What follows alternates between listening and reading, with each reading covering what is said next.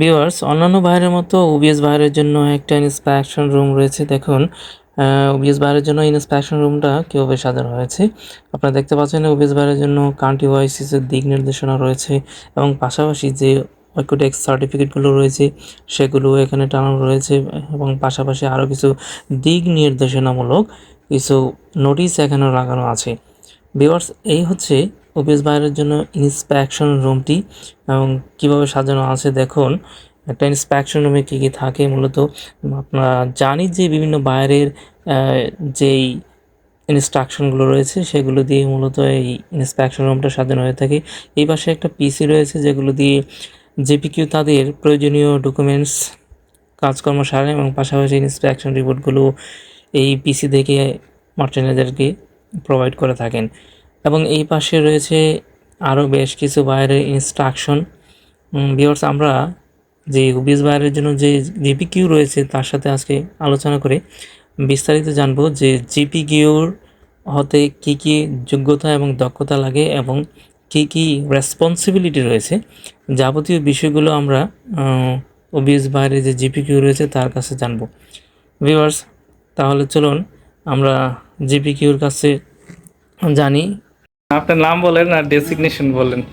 আমার নাম মোহাম্মদ শামসুল ইসলাম, জিপিকিউ ওবিএস।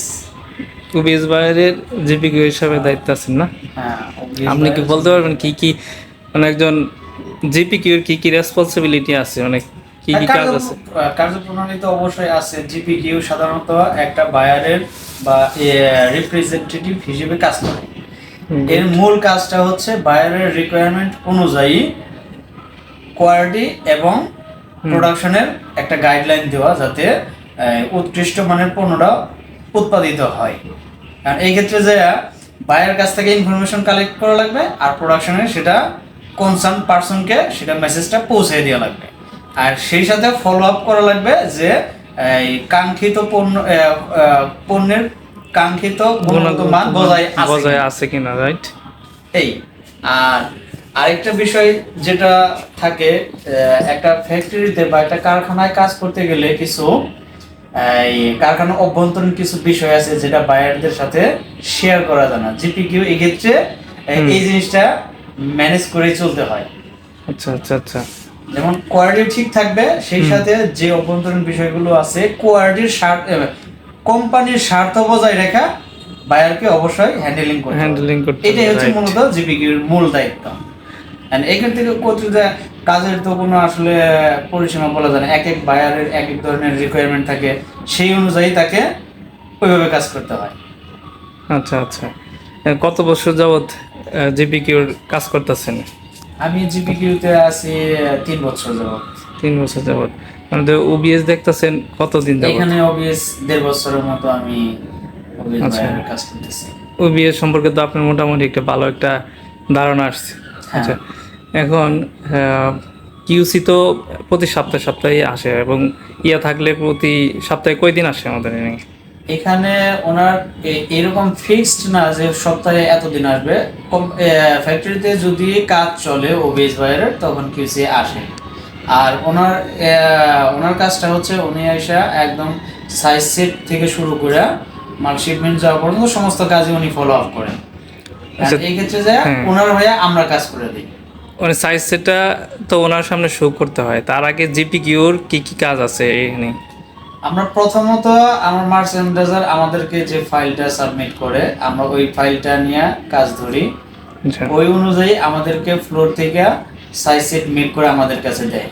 এখন আমরা বাইরের সমস্ত ডকুমেন্ট অনুযায়ী সেই সাইজ সেটটা সঠিকভাবে মেক করা ঠিক আছে কিনা এটা চেক করার পরে, মেজারমেন্ট করার পরে সমস্ত কিছু ওকে থাকলে সেটাকে আমরা কি করি, একটা ইনহাউস ওয়াচ টেস্ট করি। স্ট্রিংকেস ঠিক আছে কিনা, জিএসএম ঠিক আছে কিনা, এই সমস্ত কিছু চেক করার পরে সবকিছু যদি ওকে থাকে তখন আমরা বায়ারের কাছে সাবমিট করি। তখন উনি সবকিছু চেক দেন আবার। উনি যদি সবকিছু ঠিক পায়, যেমন বোর্ডের শেড, ওয়ার্কম্যানশিপগুলো ঠিক আছে কিনা, প্রিন্টের শেড ঠিক আছে কিনা, এমব্রয়ডারির ওয়ার্কম্যানশিপ, থ্রেড, সমস্ত কিছুই বাইরের রিকোয়ারমেন্ট অনুযায়ী, অ্যাপ্রুভাল অনুযায়ী ঠিক আছে কিনা, এগুলো যখন ঠিক থাকে আমরা পরবর্তী প্রসেসের জন্য সেটা অনুমোদিত হয়। তারপর আমরা পরবর্তী ধাপে যাই। সেটা কি, আমরা কাটিং পারমিশন দেই, মালটা আচ্ছা। কাটিং হয়, তারপরে সিং লাইন আসে, লেআউট হয়, মালটা আউটপুট হয়, তখন আমরা আবার বাইরের রিকোয়ারমেন্ট অনুযায়ী সেটা স্টাইলিং ঠিক আছে কিনা, মেজারমেন্ট ঠিক আছে কিনা, ফেব্রিক্স ঠিক আছে কিনা, সমস্ত কিছু যাচাই বাছাই করার পরে যদি সেটা বাইরের রিকোয়ারমেন্ট অনুযায়ী থাকে, আমরা পরবর্তী প্রসেস কাটিং পারমিশন দেন। আবার ওই বাল্ক প্রোডাকশন থেকে আমরা আবার সেটাকে গার্মেন্টস একটা টেক্সটাইলের যে টেস্ট আছে, ওয়াশ টেস্ট, এর মধ্যে কোনো ক্ষতিকর কোনো কিছু আছে কিনা, ফেব্রিক্সের শ্রিঙ্কেজ ঠিক আছে কিনা, জিএসএম ঠিক আছে কিনা, এগুলো ল্যাব একটা টেস্ট করায়। এটা টিউবের থেকে আমরা করাই নেই, সেই জন্য আমরা কিউসিকে দেখিয়ে কিউসি যে বডিগুলো দিতে বলে সেই বডিগুলো আমরা টিউবিতে আমরা পাঠাই। সেখান থেকে তারা একটা ল্যাব টেস্ট করে একটা সার্টিফিকেট আমাদেরকে দিয়ে দেয় যে হ্যাঁ এই বডিটা ওকে আছে। তখন যখন ওকে থাকে তো তার পরবর্তীতে আমরা মালটা ফাইনাল ইন্সপেকশন করি, ফিনিশিং বডিটা ফিনিশিং করার পর যখন রেডি হয়ে যায় তখন আমরা বায়ারকে ইন্সপেকশনের অফার দিই যে মালটা রেডি আছে, উনি এসে ফাইনাল ইন্সপেকশন করে। আচ্ছা, এই তার আগে কিউসি ইন্সপেকশন করার আগে যত কোয়ালিটি বিষয় আছে এগুলো গাইডলাইন দিয়ে সেগুলোকে আগে নিয়ে যেতে হয়। Good, very good. অনেক কাজ জিপিকিউর। হ্যাঁ কাজ আছে, কাজ তো অনেক কাজই করা লাগে, কিন্তু মূল স্ট্রাকচারটা এটাই। আচ্ছা, এর ভিতরে প্রোডাকশন ইন্সপেকশন হওয়ার আগে আবার ইনলাইনের একটা কোয়ালিটি চেক দিতে হয় না? আমরা ইনলাইন চেক করি, তারপরে প্রি ফাইনাল চেক করি। যেমন আমাদের কাছে যদি কোনো একটা মাল বাইরের রিকোয়ারমেন্ট অনুযায়ী যখন আমরা দেখি যে না এটা কোয়ালিটি মিট করতেছে না, তখন আমরা সেই মালটা আবার রিচেক দিই, রিওয়ার্ক করে সেটা আমরা সেটা আবার সংশোধন করাই নিই। আচ্ছা, এখন বলেন যে জিপিকিউতে জব করতে হলে কি কি যোগ্যতা আর দক্ষতা লাগে? জিপিকিউতে জব করতে গেলে অবশ্যই একটা পণ্য কিভাবে উৎপাদিত হয় তার সমস্ত ধারণা থাকতে হবে, তার আগে কোয়ালিটিতে কাজ করার যোগ্যতা সম্পন্ন হইতে হবে, তার কিছু টেকনিক্যাল নলেজ থাকতে হবে, আইটি সম্পর্কে যেমন কম্পিউটার সম্পর্কে তার ধারণা থাকতে হবে, রাইট।